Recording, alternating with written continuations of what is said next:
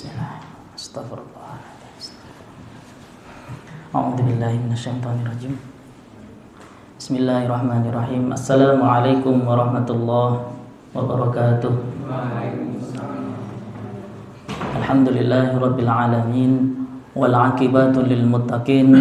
Wassalatu wassalamu ala asrofil anbiya'i wal mursalin nabiyyina Muhammadin. Asyhadu an la ilaha illallah wahdahu la syarikalah wa asyhadu anna Muhammadan abduhu wa rasuluhul mab'utsu rahmatan lil alamin.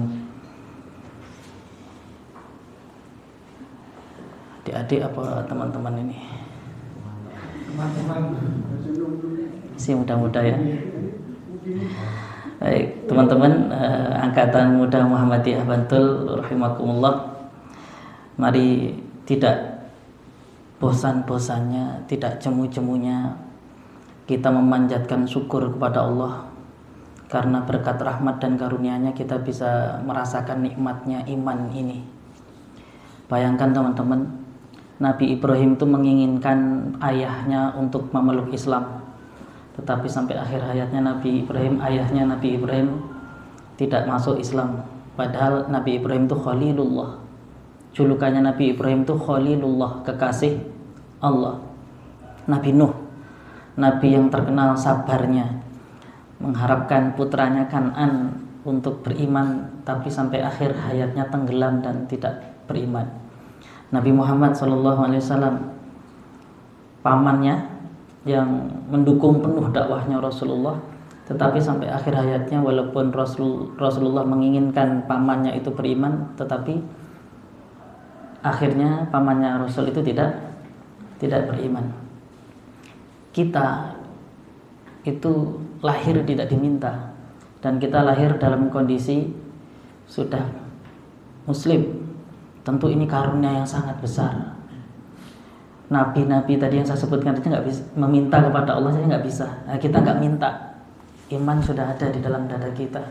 Maka kalau kita nggak syukuri teman-teman, berarti kita bisa kufur. Nah, bentuk syukur hakiki menurut Imam Ghazali itu tidak cukup hanya dengan lisan. Kalau hanya dengan lisan, alhamdulillah anak kecil bisa. Tapi syukur yang hakiki itu dengan perbuatan. Kalau kita diberikan kesehatan, maka syukur yang hakiki bukan hanya alhamdulillah saya sehat, tetapi bagaimana kita memanfaatkan tubuh yang sehat ini untuk beramal soleh sebaik-baiknya. Itu syukur yang hakiki. Maka kalau kita tidak mengisi hari-hari kita, waktu kita, nah tentu kita akan menjadi orang yang merugi. Saya pernah seusia teman-teman. Teman-teman ini rata-rata belum pernah toh seusia saya. Nah, saya insya Allah nanti akan sampai ya. Seandainya waktu bisa diulang itu, masa-masa emas itu ada di usia teman-teman ini. Kesuksesan Anda itu dipengaruhi oleh hari ini. Kalau kata Dr. Ibrahim El-Fiqi, motivator muslim nomor 1 dunia dari Mesir, yang menulis sekitar 13 buku kalau tidak salah, sudah diterjemahkan ke bahasa Indonesia sekitar 8 karya atau berapa itu. Beliau mengatakan manusia itu hanya punya 3 waktu. Masa lalu yang sudah lewat dan tidak akan pernah kembali lagi. Masa depan yang masih misteri, belum diciptakan. Ini sekarang hari Ahad, besok hari Senin. Hari Senin sudah ada belum? Belum ada. Tetapi kita sering gelisah karena masa depan, padahal masa depan belum diciptakan. Dan yang ketiga adalah masa kini. Masa kini itu masa yang saat ini kita jalani. Inilah yang kita miliki. Kalau hari ini kita berkualitas, nggak usah cemas dengan masa depan. Kalau hari ini kita melakukan sesuatu yang bernilai, insya Allah masa depan itu akan mengikuti. Nah, kalau yang punya masa lalu kelam, sama saya juga, pasti semua orang punya masa lalu. Sama dengan saya juga punya masa lalu. Nah, masa lalu itu jangan menjadikan kita ngelukro begitu bahasa Jawanya, tapi cukup kita ambil hikmahnya. Jangan dibuka lagi lembaran kelamnya. Kita menatap masa depan dengan mengisi hari ini dengan amal-amal yang terbaik, aktivitas-aktivitas terbaik, di lingkungan yang terbaik, teman-teman yang terbaik. Insya Allah kita akan menjadi manusia terbaik. Teman-teman, kita mau ngaji sampai jam berapa ini? Jam 5 nggih. Baik, saya cepat saja, mungkin nanti ada diskusi. Saya akan menyampaikan, ini temanya pemuda berkemajuan membangun peradaban, betul? Ya, ini kayak slogannya Masjid Walidah Dahlan, mercusuar peradaban. Ya. Teman-teman, masjid pertama yang dibangun oleh Rasulullah itu masjid apa? Namanya Masjid Kuba. Ada di timur tenggaranya kota Madinah, sekitar 5 kiloan kalau tidak salah. Pokoknya posisinya tenggaranya kota Madinah. Itu dari situ kemudian peradaban Madinah dibangun. Kemudian universitas tertua di dunia namanya Universitas Al-Khawarizmi. Itu universitas yang sudah diakui oleh UNESCO sebagai kampus tertua dan pertama di dunia. Itu berawal dari masjid juga. Sebab itu teman-teman, kalau kita ingin membangun peradaban, nggak boleh kita jauh-jauh dari masjid. Karena Rasulullah membangun peradaban itu dari masjid. Saya nggak tahu anak-anak muda kita ini jamaahnya di masjid berapa persen. Dalam sehari 5 waktu yang ke masjid berapa persen. Buya Hamka itu pernah memberikan quotes yang mengiang-iang di telinga saya ketika saya membacanya. Kalau kamu ingin tahu umat Islam, lihatlah saat Idul Fitri. Tetapi kalau kamu ingin lihat orang yang beriman, datanglah ke masjid pada saat subuh. Itulah orang yang beriman. Nah, jangan-jangan Islam kita hanya sebatas simbol. Karena iman itu nanti ketika subuh di masjid atau tidak.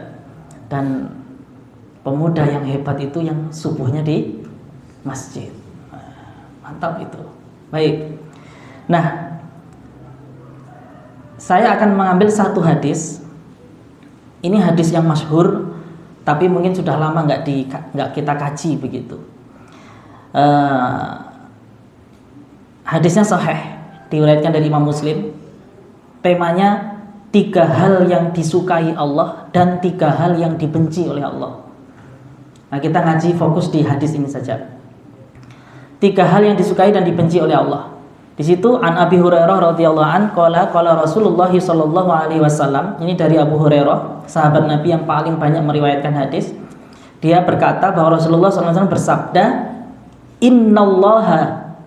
Ingat teman-teman, kalau dalam bahasa Arab diawali dengan nun taukid, baik itu dalam bentuk inna atau anna, berarti di situ ada pesan yang sangat kuat. Inna, contohnya misalnya anna ya, asyhadu anna Muhammadar Rasulullah, atau fa inna ma'al usri yusra, inna ma'al usri yusra. Sesungguhnya setelah kesulitan akan datang banyak kemudahan-kemudahan. Diulang sampai 2 kali. Kemudian ini juga menggunakan kata inna, sesungguhnya benar-benar dengan tegas. Jadi kalau ada lafadz dalam bahasa Arab, baik itu Quran maupun hadis yang diawali dengan inna, berarti Allah ingin kita itu betul-betul memperhatikan, karena itu mengandung pesan yang sangat tegas dan sangat penting. Saya bacakan hadisnya. 3 hal yang disukai Allah terlebih dahulu. Innallaha yardha lakum thalathan. Sesungguhnya benar-benar dengan tegas ini dinyatakan bahwa Allah itu menyukai 3 perkara.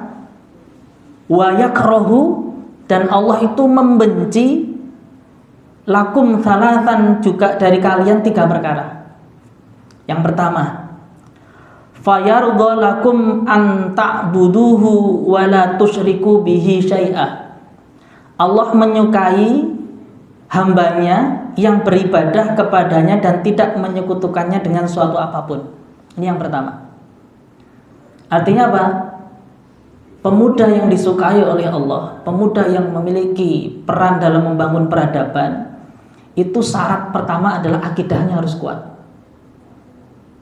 Akidah yang kuat itu yang terhujam di dalam dada, yang tidak tergoyah dengan apapun, baik itu dengan iming-iming harta, wanita, kekuasaan, dan lain sebagainya.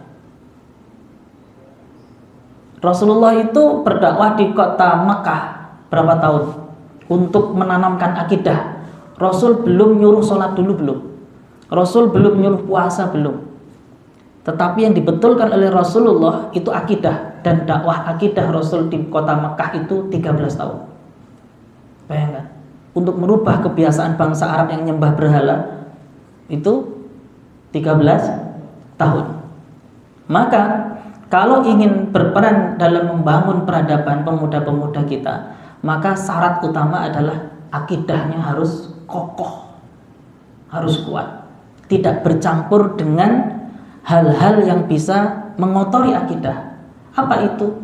Kepercayaan-kepercayaan yang menjerumus kepada kemusyrikan.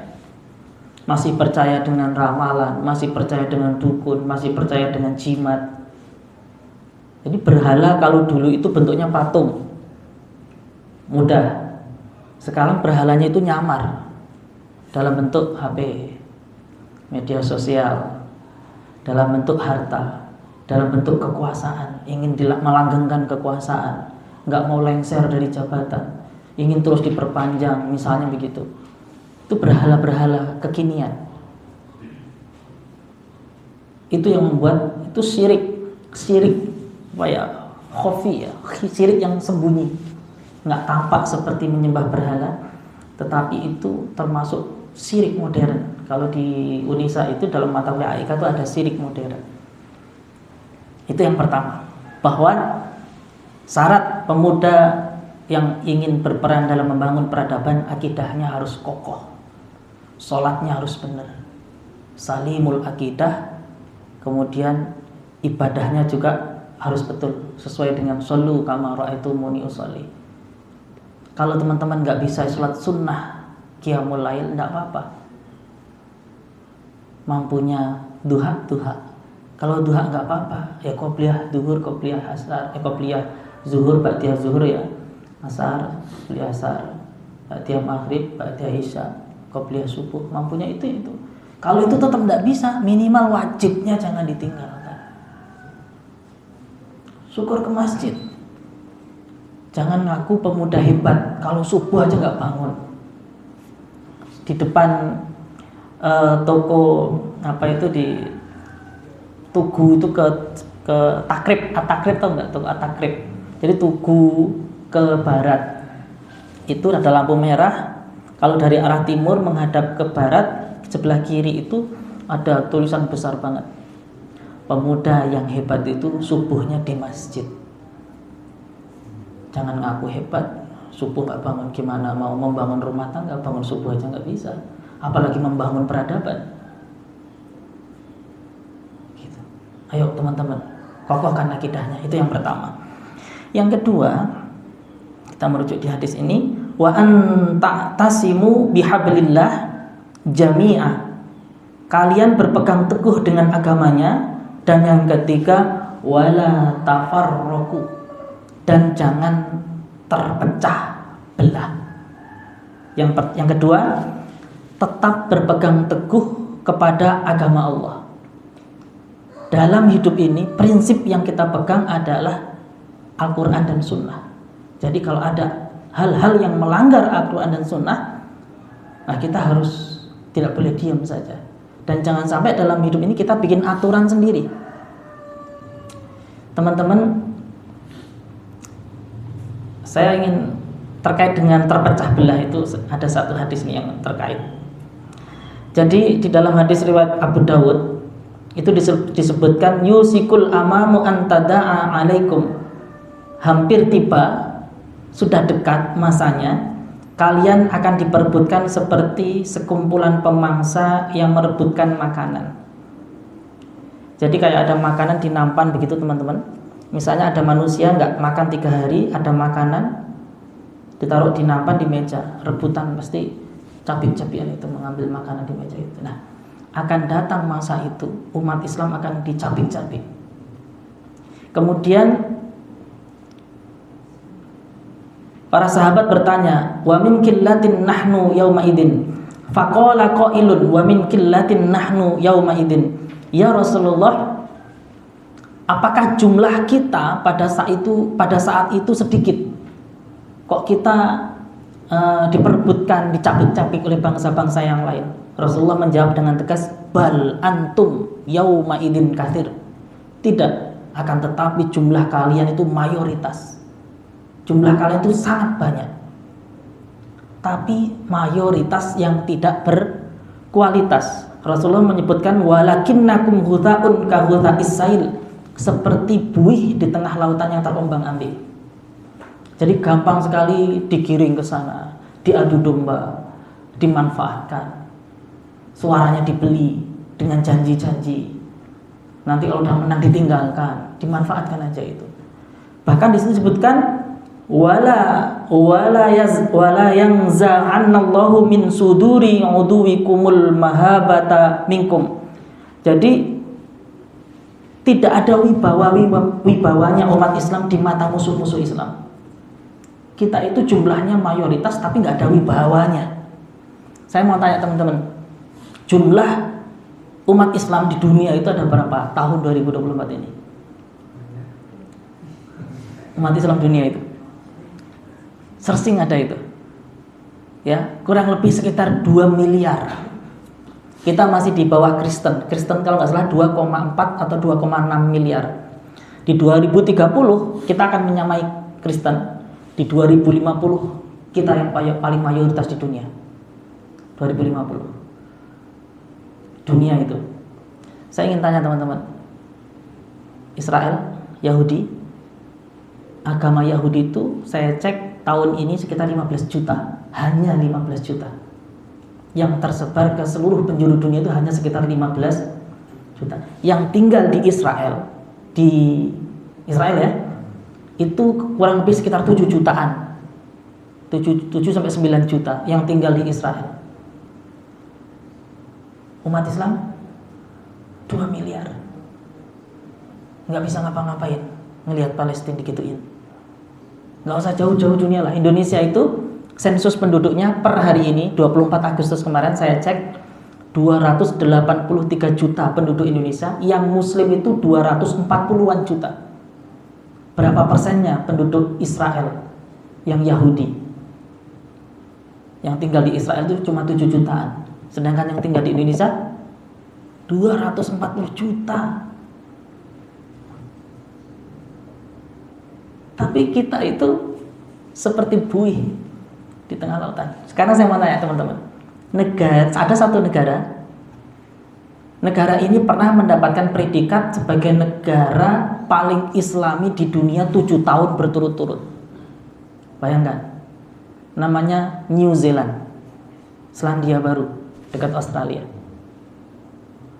Saya penasaran, sajane piro toh jumlah Islam di sana? Kok disebut negara paling Islami? Ternyata jumlah Muslimnya di sana hanya 1%. Hanya 1%, Mas. Indonesia itu Muslimnya 80%. Kenapa disebut negara paling Islami? Di sana tidak ada riba, pinjol dilarang keras. Indonesia merajalela. Bosnya pinjol dilindungi di Indonesia. Koruptor loh, masa emas kemarin 100 berapa ton? Emas loh itu dikorupsi. Kemarin Pak Wakil Rektor Unisa, Pak Ali Imron, beberapa waktu yang lalu dia ke Kalimantan, duduk di pinggir Sungai Mahakam. Pagi-pagi beliau duduk di situ sekitar 1 jam. Beliau merenung, melihat kapal ongkang itu yang membawa batu bara itu. Dari dalam sungainya, Sungai Mahakam, kapal besar nggak bisa masuk, kapal besar ini nunggu di tengah laut. Itu diunjali itu, batu bara itu, menggunung itu. Wah, pakai kapal ongkang itu. Nah, sedangkan kanan kiri sungai itu kondisi rumahnya miskin sekali. Dan yang nambang itu rata-rata orang Cina, orang luar negeri. Sebelum Muhammadiyah konsolidasi di Unisa 2 hari, yang kemudian Muhammadiyah banyak mendapatkan kecaman, termasuk Unisa, termasuk Masjid Walidah Dahlan, karena konsolidasinya di Masjid Walidah Dahlan. Kita itu ke sana dulu, ada tim yang ke sana. Jadi mohon maaf teman-teman, di sana itu laki-laki yang sudah menikah ya, kuat menahan nggak ketemu istrinya berapa bulan? Mas Said, Mas Rosid, kuat nahan nggak ketemu istri berapa bulan? Sehari ya, luar biasa itu ya. Kalau menurut ilmu psikologi itu 3 bulan. Nah, untuk memenuhi itu, mohon maaf ya teman-teman ya, bagi yang belum menikah mohon maaf. Untuk memenuhi itu, akhirnya diselundupkanlah perempuan-perempuan untuk memenuhi syahwatnya para penambang laki-laki itu. Itu real itu. Pak Dr. Zakir Jamaluddin yang cerita langsung kepada saya kemarin di Unisa. Jadi yang penambang-penambang itu karena nggak bisa ketemu istrinya, dimasukkan perempuan-perempuan lain di situ.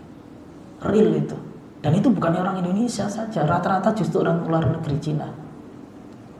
Bayangkan kalau Muhammadiyah ikut peran andil mengambil tambang itu. Minimal seminggu sekali Jumatan itu penambang itu. Minimal ada ceramahnya. Minimal itu loh. Kalaupun sholatnya sulit, minimal sholatnya di jamak qashar ketika nambang. Minimal. Dan menurut saya Muhammadiyah paling layak mengambil tambang. Punya perguruan tinggi yang jumlahnya lebih besar daripada perguruan tingginya negeri. Pemerintah itu yang negeri cuma 166. Muhammadiyah ada 172 universitas di dalam dan di luar negeri bahkan. Indonesia sendiri nggak punya kampus di luar negeri. Yang negeri itu di luar negeri nggak ada. Indonesia Muhammadiyah punya di Malaysia, UMAM, Universitas Muhammadiyah Malaysia, UMS Universitas Muhammadiyah Seoul di Korea, dia punya. Dan beberapa prodi yang pertambangan punya Muhammadiyah. Menurut saya sangat layak. Tetapi itulah pembaharuan itu nggak selalu selamanya diterima. Ahmad Dahlan dulu ketika merubah arah kiblat, cibirannya luar biasa. Bahkan ketika merubah ngaji yang tadinya lesehan, terus sekolah yang tadinya lesehan menjadi sekolah modern dengan ada kursi, meja, ya, papan tulis, apa yang didapat oleh Ahmad Dahlan? Mohon maaf, Kiai kafir, gitu kan? Kiai Haji R. Fakhruddin bercita-cita Muhammadiyah harus punya perguruan tinggi. Sampai beliau wafat belum ada perguruan tinggi berdiri. Ditolak. Apa mungkin? Apa bisa? Sama hari ini Pak Haidar Nasir dan pimpinan di sana dicibir juga ketika menerima izin tambang. Ya, apalagi Muhammadiyah udah punya fikih lingkungan. Nah itu harusnya mulai. Tinggal nanti kalau tidak sesuai dengan harapan, Muhammadiyah kan sudah bersedia mengembalikan itu. Nah kita harus melihat suatu persoalan jangan hanya dari satu sisi, tapi dari berbagai sisi. Nah, umat Islam masih menang secara kuantitas, tapi masih jauh dari kualitas.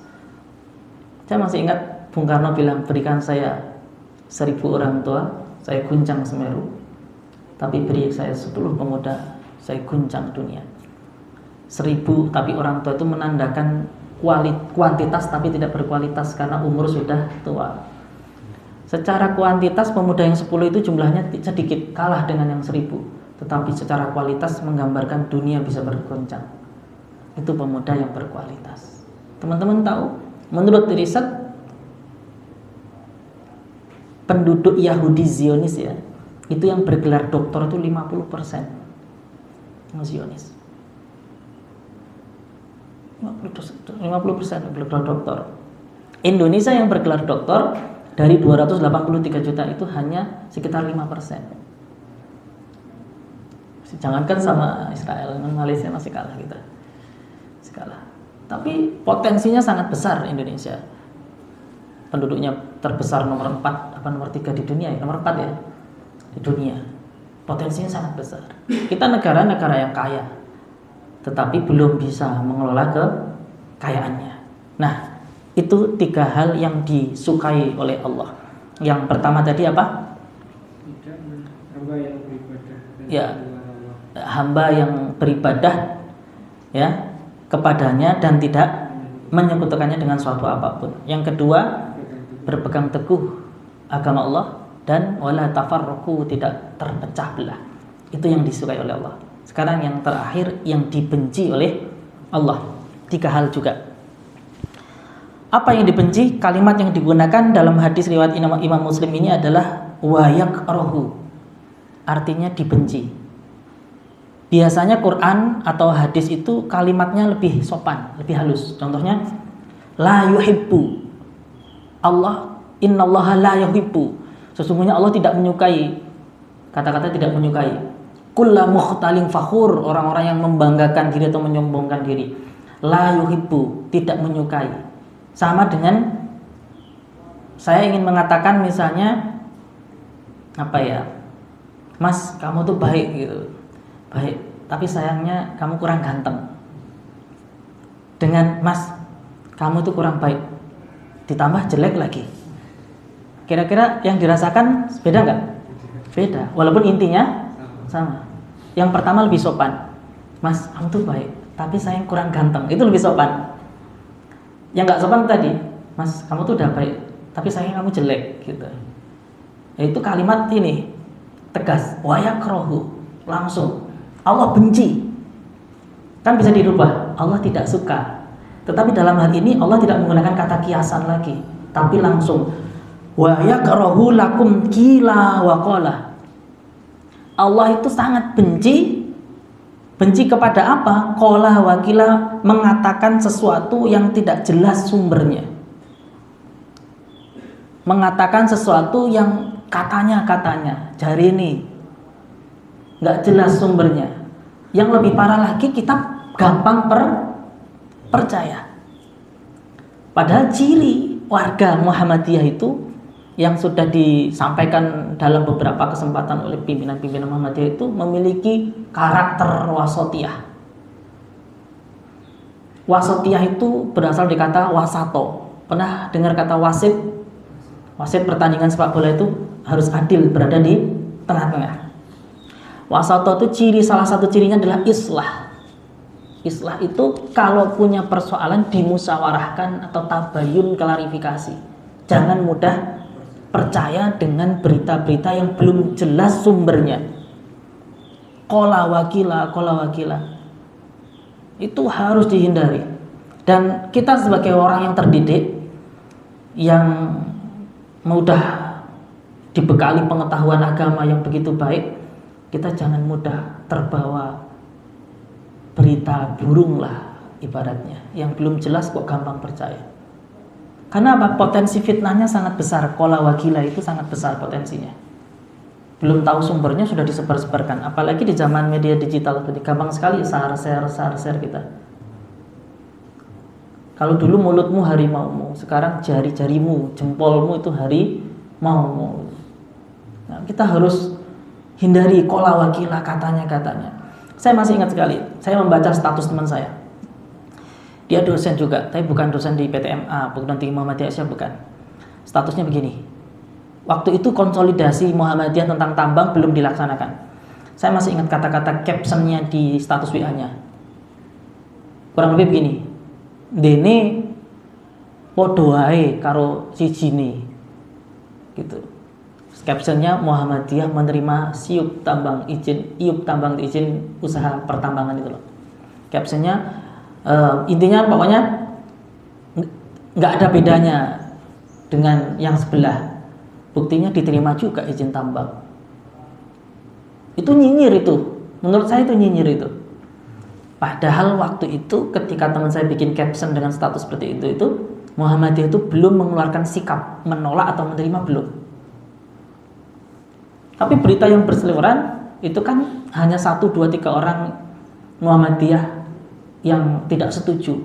Tetapi Muhammadiyah itu bukan sinten, tapi sistem. Pak Profesor Abdul Muti sudah sering bilang, Muhammadiyah itu bukan sinten, tapi sistem. Ketika memutuskan suatu persoalan, Muhammadiyah itu harus mengkaji dulu dari berbagai sisi, dan itu tidak cukup 1 jam, 2 jam. Konsolidasi ketika menerima atau menolak tambang itu 2 hari. Di Indonesia itu 2 hari. Yang dipanggil ahli pertambangan, ahli lingkungan, ahli fikih, ahli tafsir, ahli hadis, ahli hukum, diundang semua konsolidasi selama 2 hari. Baru kita terima atau kita tolak dengan berbagai macam pertimbangan. Dan yang menetapkan bukan sinten, tetapi sistem. Jadi ijtihad, bukan 1 orang. Dan itu bukan orang-orang yang nggak ngerti ilmu gitu. Itu hebatnya Muhammad itu sistem, bukan sinten. Nah, tetapi seolah-olah Muhammadiyah sudah menolak atau menerima, sehingga teman saya bikin caption seperti itu. Itu menurut saya Qala wakila itu. Belum tabayun, belum islah, belum klarifikasi, sudah nyinyir. Itu sangat dibenci oleh Allah. Wa yakrahu, Allah sangat membenci seperti itu. Dan kita jangan seperti itu teman-teman. Kita harus tabayun, klarifikasi, jangan mudah percaya kalau ada berita. Yang kedua, saya agak cepat, 10 menit lagi. Wa kathratas su'al, dan Allah membenci orang yang banyak bertanya sesuatu yang tidak jelas, sesuatu yang itu sebenarnya sudah jelas. Banyak bertanya gitu, dan pertanyaan itu akhirnya mempersulit dirinya sendiri. Seperti Bani Israel ketika disuruh menyembelih sapi, masih tanya sapinya warnanya apa, yang seperti apa, yang nggak pernah cacat, nggak pernah digunakan membajak, jantan atau betina. Akhirnya sulit, terlalu banyak bertanya yang sebenarnya itu sudah jelas, apalagi itu terkait dengan perintah ajaran agama. Sholat untuk apa, puasa untuk apa, kan masih ada kadang mahasiswa yang terlalu bertele-tele pertanyaannya. Itu wa yakrahu, Allah nggak suka. Dan yang terakhir, wa idha'atil mali, menyia-nyiakan harta atau boros, menghambur-hamburkan. Ada 2 ciri orang boros. Yang pertama, termasuk orang yang boros itu kalau dikasih makan mubazir, tidak dihabiskan atau gampang dicampakkan makanannya, tumpah-tumpah segala macam, itu termasuk orang boros. Termasuk boros juga yang kedua adalah orang yang membelanjakan hartanya kepada hal-hal yang tidak semestinya. Sebenarnya dia nggak perlu amat, tetapi tetap dibeli. Nah, itu termasuk orang yang wa idha'atil mal, menghambur-hamburkan harta, pemborosan.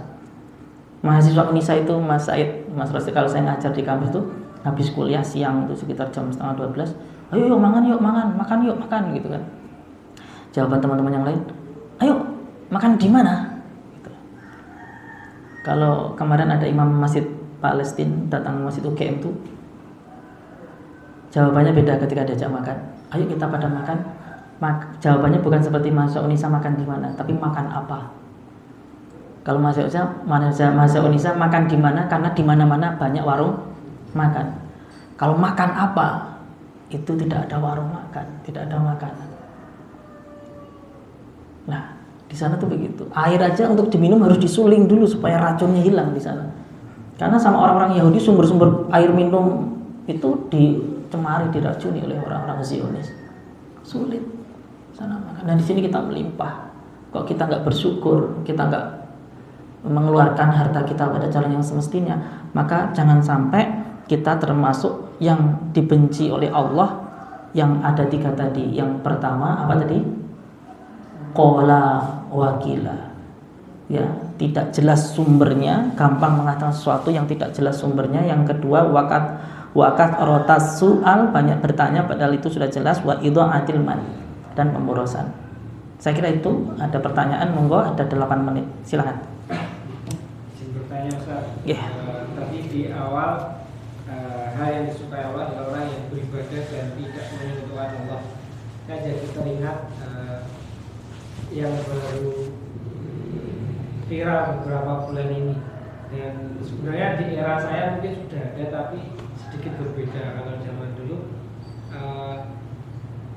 saya mengikuti kajian itu, percaya dengan zodiak itu kan sudah menyekutukan gitu. Nah, yang belum lama ini kan cek kodam. Nah, seperti itu. Apakah dengan hanya guyonan saja komen, kan itu kan suruh nulis nama itu, apakah dengan menulis nama meskipun guyonan itu sudah termasuk syirik atau tidak? Terima kasih Ustaz. Dalam surat Al-Mu'minun ini Allah berfirman, qad aflahal mu'minun, sungguh beruntung orang-orang yang beriman. Qad aflahal mu'minun alladzina hum fi shalatihim khashi'un. Siapa orang yang beruntung? Orang yang khusyuk salatnya. Walladzina hum 'anil laghwi mu'ridun. Orang yang beruntung itu disebutkan walladzina hum 'anil laghwi mu'ridun, orang-orang yang menjauhkan diri dari laghwun, sesuatu yang sia-sia dan tidak berguna, termasuk bercanda yang tidak ada nilai dan ilmunya. Kalau kita ingin beruntung, tinggalkan candaan-candaan yang tidak ada nilainya, yang tidak ada gunanya. Masih banyak hal-hal yang lebih positif Kan kalau kita itu jawaban Quran, itu versi Quran begitu kalau kita merujukkan. Anil lahwi mu'ridun, kalau kita ingin beruntung ya kita jangan melakukan hal-hal sesuatu yang muspro, sia-sia, nggak ada gunanya, nggak ada manfaatnya, termasuk guyonan-guyonan seperti itu. Dan sebab itu kita harus cari komunitas yang guyonannya berkualitas. Guyonannya Abu Nawas itu berkualitas, guyonannya Gus Baha itu berkualitas itu. Nah, menarik itu ya. Ya makanya Gus Baha diundang di UAD ya, di UII, Unisa belum undang. Oke, itu Mas Said. Ada lagi? Ya, Mas. Sebenarnya Ustaz, seseorang itu dikatakan pemuda itu sampai ia umur berapa kalau Ustaz? Ya, kalau dalam konteks bermuhammadiyah, yang boleh masuk pemuda Muhammadiyah itu di bawah 40 tahun. Kalau udah di atas 40 tahun, sebutannya ayahanda. Bapak-bapak. Pak Iwan tahu? Pak Iwan Setiawan? Pak Iwan Kokam. Itu udah nggak di pimpinan pemuda Muhammadiyah karena udah 2 tahun yang lalu dia udah menginjak 41 tahun. Jadi aturannya itu. Jadi ini anak saya yang pertama dari istri saya yang muda. Anak saya 2, yang kedua juga dari istri yang muda. Muda itu di bawah 40. Saya nggak ngomong istri kedua loh ya. Nah berarti ini istri muda ini kan. Kalau ini udah nikah berarti istri muda. Tua itu ya di atas 40 tahun, bapak-bapak itu. Itu kalau di Kamus Bahasa Indonesia itu gitu, 40 tahun. Makanya Rasulullah diangkat menjadi Rasul di atas umur pas 40 tahun. Karena di 40 tahun itu dianggap sudah matang. Bayangkan, Rasul saja mau diangkat oleh Allah, yang angkat Allah itu Allah itu harus nunggu Rasul sampai usia 40 tahun. Padahal kurang hebat apa Rasul itu akhlaknya. Nah ini ada orang mau nyalon presiden, mau nyalon capres, mau nyalon gubernur, umurnya nggak sampai-sampein gitu. Itu luar biasa. Jangan-jangan lebih hebat daripada Nabi ini. Allah aja mau ngangkat Nabi Muhammad nunggu 40 tahun.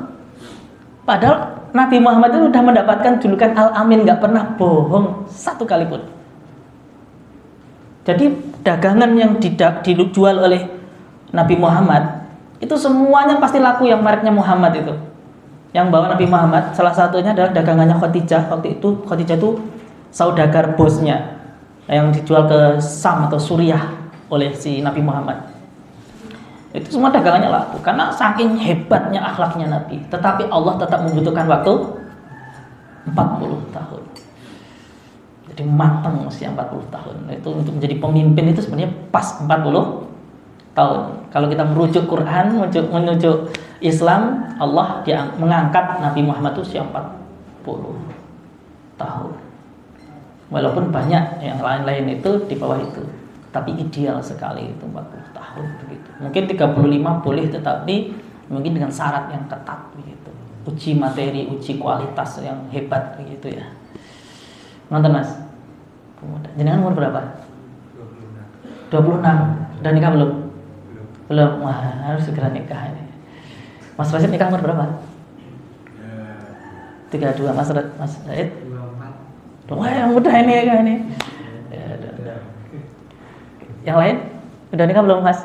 Wah, masih muda-muda ya. Alhamdulillah. Mas Rasid masih pas itu, masih pas. Ya, ada lagi monggo? Ya, monggo. Akhwat, silakan.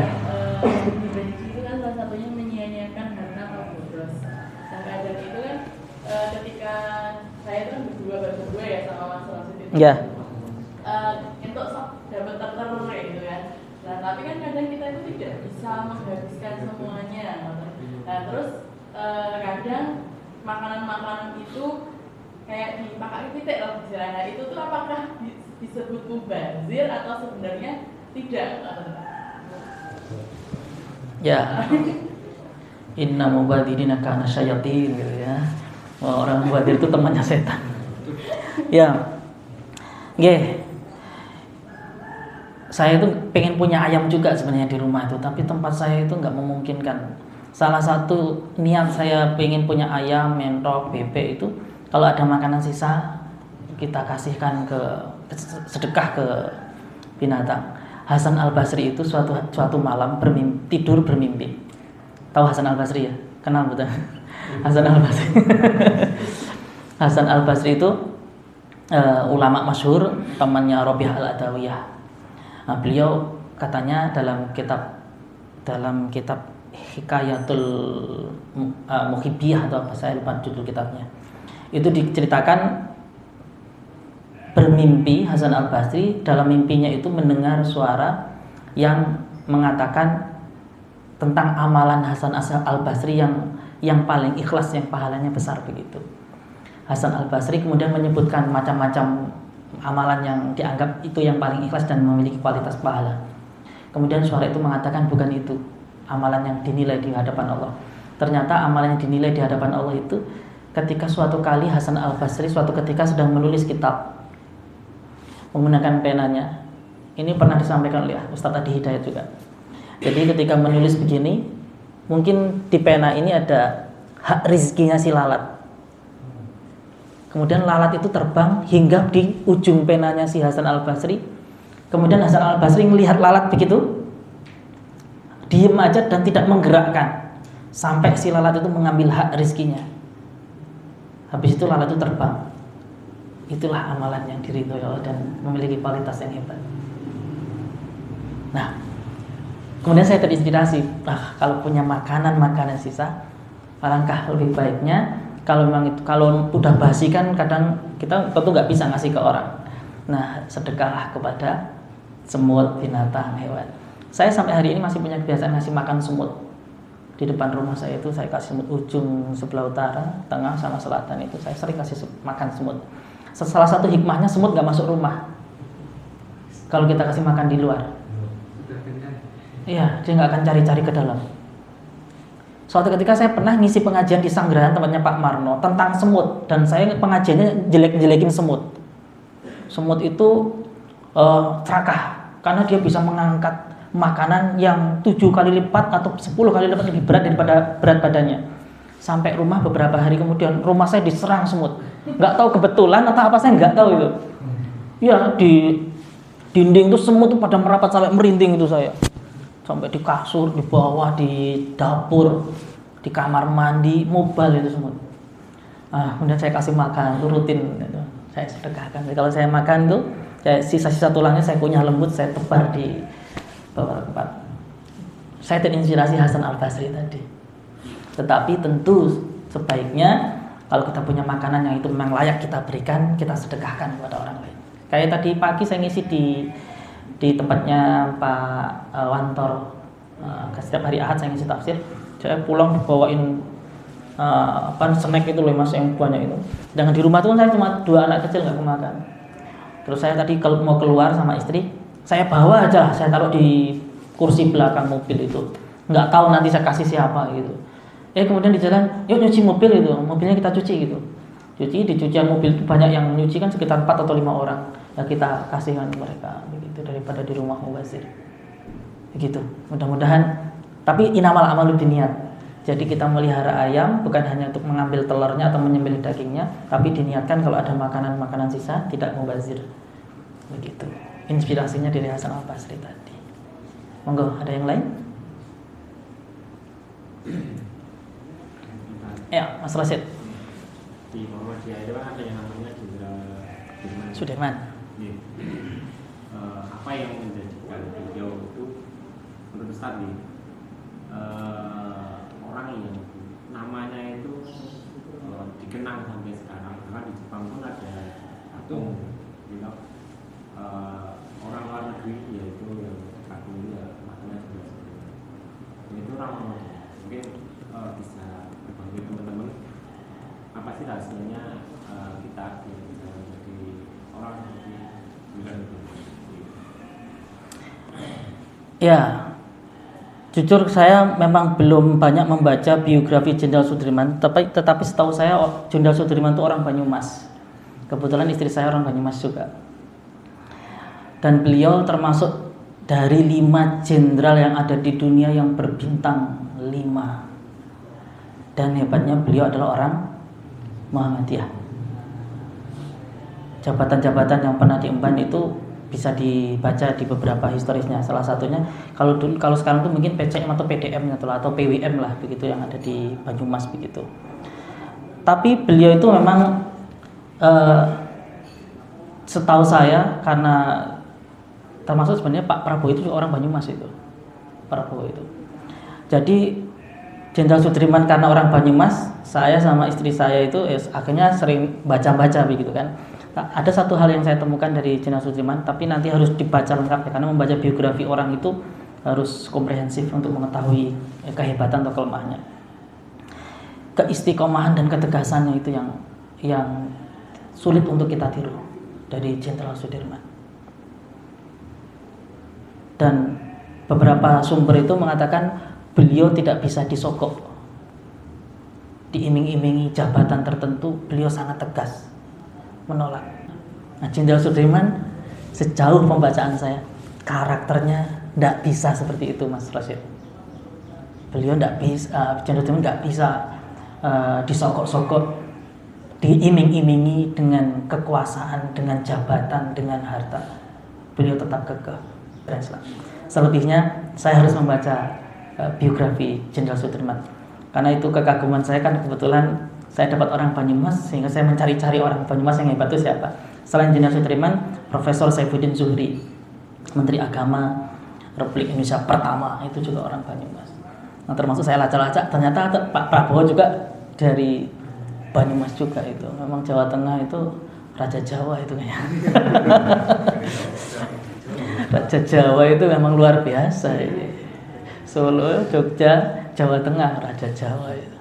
Ya, kita masih sulit mencari figur seperti Jenderal Sudirman yang teguh pendirian, yang tidak goyang dengan iming-iming kekuasaan.